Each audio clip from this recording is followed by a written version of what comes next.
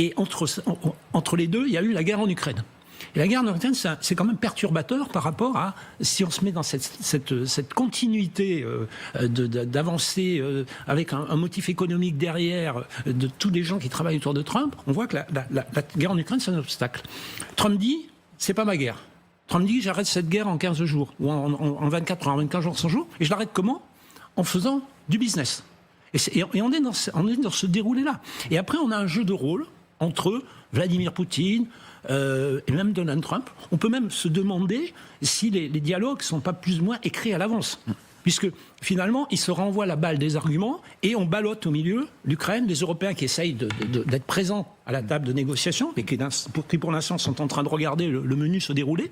Et on a ce jeu qui se joue actuellement. Et c'est là que le rôle des Européens est très important.